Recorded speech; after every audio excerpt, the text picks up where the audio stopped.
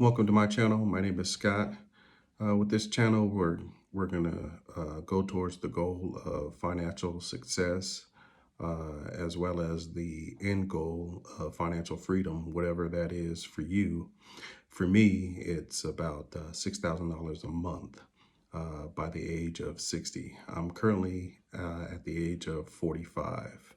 Now, on this episode, I would like to talk a little bit about myself and the beginning of my financial adventure.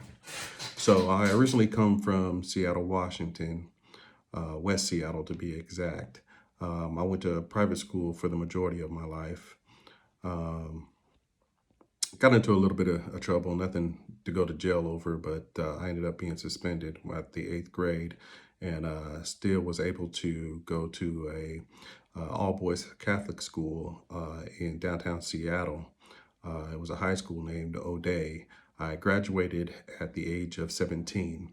Now, I was always taught that you had to go to college to, reach any kind of financial success. But I didn't want to do that. I wanted to go to work and just earn money. A lot of the guys that I hung with, luckily, that's what they were doing. They were going to work, working hard. But the bad thing was is that we spent a lot of money on junk, like clothes and cars and things that really at the end of the day didn't matter.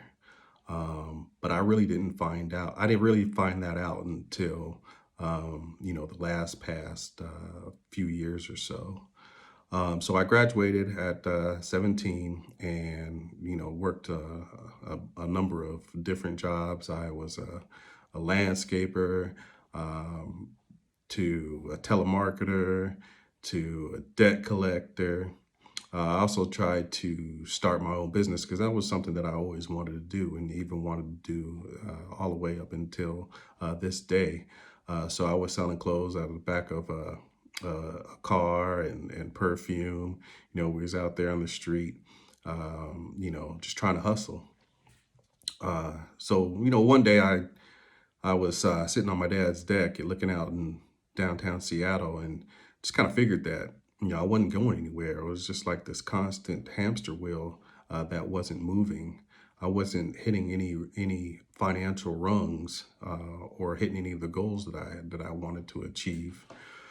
So I decided to join the Air Force. I remember when I was a kid, my dad said that uh, there was no place for a black man in the military. I beg to differ now, but I ended up enrolling myself into the Air Force, and I did the Air Force for a little over 6 years, and was stationed in Germany. Um, I got married, had a few kids, and my wife at the time was 8 months pregnant, and I was about a year out from getting out. This was back in 2005. Um, and I really didn't know what I wanted to do. I just knew that I wanted to find a job, or actually a career, not just a job, but a career that I could progress. So, I looked on sites like USA Jobs, and I looked at some contractor opportunities while, I was still in Germany. And I found it kind of tough to be able to find something that I could progress. Um, this is during the time where there was like jobs were just plentiful. I mean, you were hearing about contractors passing out towels for six figures, in FOBs, foreign operating bases, in Afghanistan and Iraq and stuff. So um, I somewhat ended up being able to land a contractor job that was in Kuwait. They sent me the paperwork. But just before that paperwork, um, my ex at the time said, "Hey, maybe we should go all around all the bases here in Germany and just talk to people and see if we can find something." And so we hit every base around Germany, and man, we were not getting any headway on that.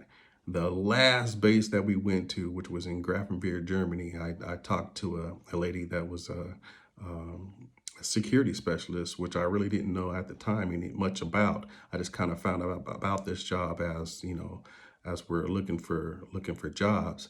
And, I talked to her. I brought my, my wife at the time, and we were hitting all these bases, and she was she was impressed about, what I was talking about and how I could contribute to the unit.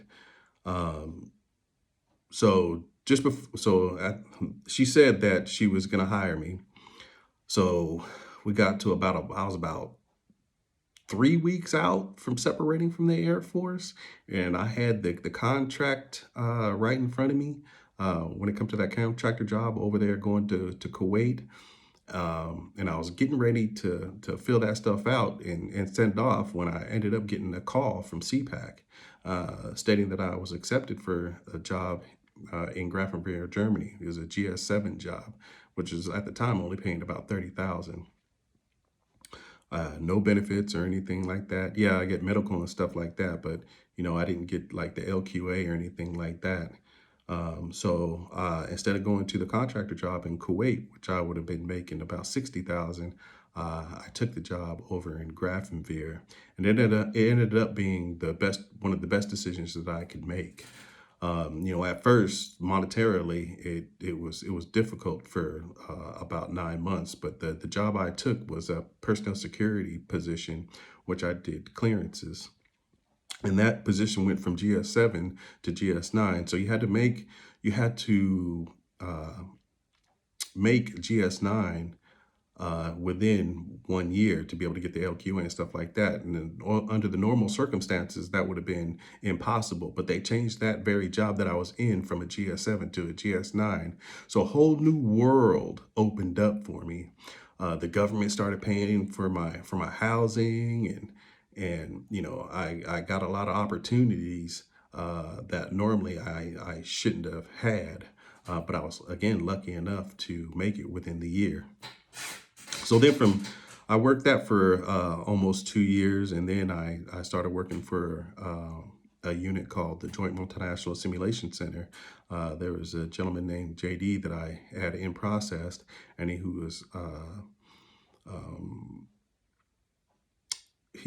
was impressed with how I conducted myself and how I did business and the way I took care of people's clearances, and offered me a job with them as a GS9. And so from there, and where I work currently is with the Joint Multinational Simulation Center over in Grafenwehr, Germany. And I went from 9 to a GG12. So there's a difference between GS and GG12s, especially when it comes to being overseas. Uh, for the normal GS personnel, they only get, the basic pay. But as a GG, I get the pay of the DC pay. So I essentially went from making 30,000 to GS9 to about 45,000, all the way up to where I am today, where I'm making 109,000. My LQA and all that stuff ran out because I ended up buying a home, and the cool thing about it is that the military pays for your home for up to 10 years. So that was a great opportunity that I was able to take advantage of.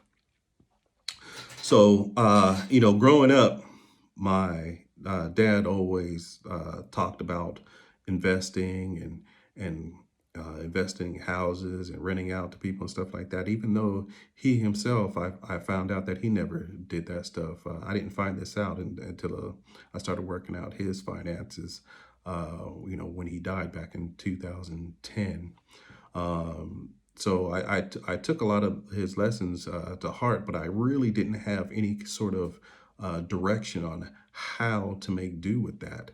I didn't know where to invest. I did take a little bit of advantage of the uh, kind of like a 401k plan. We call it TSP, but it's kind of like a 401k plan where you can put your money into stocks, and the government will match you 5%. So I got it matched to 5%, and it, that 5% rises, uh, with the it rises with the money that you make. So looking back, I wish if I would have known what I know now, I would have invested more than that 5%. But I really didn't have any goals. But what I found out, over the years, is the path to financial success is actually not that hard. If one, you have to have a game plan to get there. So to know where you're going, you have to know where you want to end up. If you want to make, at the end of the day, like 5, 6 thousand or whatnot, you have to know how much money to put into the stock market to be able to make that amount. And you don't have to go in and chase individual stocks. That's actually a bad idea, and unless you want to go that route, but it's going to be very difficult to do that. What I found is it's easier to invest in stocks that follow the S&P. For example, in investing in VOO, or or going to Acorns, which I'm in Acorns now, and they follow the S&P, and ensuring that I put in $1,000 per month, every month, without fail. Um, so currently, what I'm doing is I'm putting in about 1,000 to my TSP or 401k, along with the matching of the 5%, and I put 1,000 in to Acorns. At the end of the day, once I reach about 60, I should be at $1 million, maybe probably a little bit over $1 million. Another thing that I like about Acorns is not only do they invest your 1,000, but they uh, they also put in extra money when you spend money off of your debit card. So all the little money that you're making purchases and stuff, they put additional funds as well to help you grow. Um, So I think for my first episode, that'll be about it. We'll go ahead and continue more, and maybe we'll look at some market trends or something like that, and discuss it in the next episode. Like, subscribe, hit the bell if you like what you heard.